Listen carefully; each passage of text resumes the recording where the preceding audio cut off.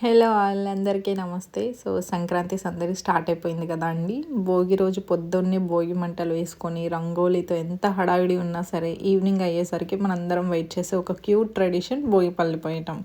So మన ఇంట్లో చిన్నపిల్లలు ఎవరైనా ఉంటే వాళ్ళ తలపై ఎర్రటి రేగిపళ్ళు పోస్తూ ఉంటే చూడ్డానికి రెండు కళ్ళు సరిపోవు కదా.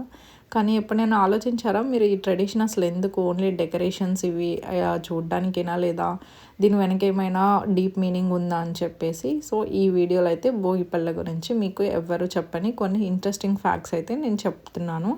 సో ఫస్ట్ భోగిపళ్ళు మిక్సింగ్ గురించి అండి. ఒక ప్లేట్ తీసుకొని మీరు దాంట్లో రేగ్గాయలు అండ్ కొన్ని పువ్వులు, అక్షింతలు, చెరుకు ముక్కలు అండ్ కొన్ని చాక్లెట్స్, చిల్లర కాయిన్స్ అయితే వేసుకోండి. చాక్లెట్స్ అనేది ఆప్షనల్.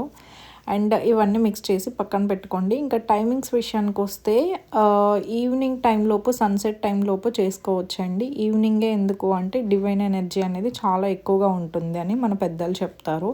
అండ్ మార్నింగ్ టైంలో కూడా చేసుకోవచ్చు, ఇష్యూ ఏం లేదు. అండ్ ఇది ఎవరెవరు చేసుకోవచ్చు అంటే పుట్టిన పిల్లల దగ్గర నుంచి యూజువల్లీ 5 ఇయర్స్ వరకు కూడా కంపల్సరీగా చేస్తారు.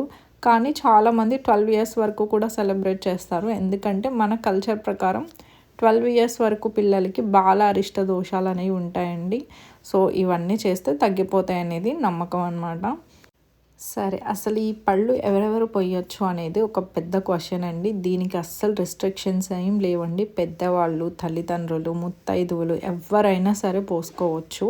అండ్ ప్రొసీజర్ ఏంటి అంటే పిల్లలకి కొత్త బట్టలు వేసి అండ్ ఒక పీట మీద కూర్చోబెట్టి ఈ మిక్చర్ని ఫస్ట్ అయితే మదర్ పొయ్యాలండి. 3 times clockwise direction, 3 times యాంటీ క్లాక్ వైజ్లో తిప్పి దిష్టి పోవాలమ్మా అని మనసులో అనుకుంటూ మెల్లగా తలపై వేయాలి.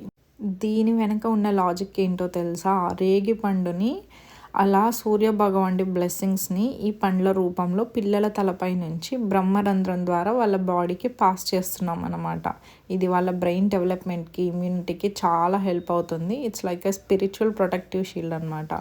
సో మనం ప్రాసెస్ అయిపోయిన తర్వాత జస్ట్ పండ్లు పోసి వదిలేయడం కాదండి. లాస్ట్లో ఫైనల్గా హారతి అయితే ఖచ్చితంగా ఇవ్వాలి. ఒక ప్లేట్లో కొంచెం పసుపు, కుంకుమ కలిపిన నీళ్ళతో మంగళహారతిని ఇవ్వాలి. ఈ కింద పడిన పండ్లను అయితే పిల్లల్ని తిననివ్వద్దండి. మీరు ఏదైనా పక్షులకి వేసేయచ్చు, లేదా ఇవన్నీ తీసుకెళ్ళి పారే నీళ్ళు ఉంటాయి కదా కాలువల్లో కానీ అట్లా వేసేయచ్చు, లేదా మీరు మంచిగా కంపోస్ట్ కోసం కూడా యూస్ చేసుకోవచ్చు. ఈ భోగికి మీ సంబరాలు ఎలా జరిగాయో నాతో కమెంట్స్లో షేర్ చేసుకోండి. వీడియో నచ్చిన వాళ్ళు లైక్ చేయండి, షేర్ చేయండి. Please subscribe to my channel. Thank you for watching.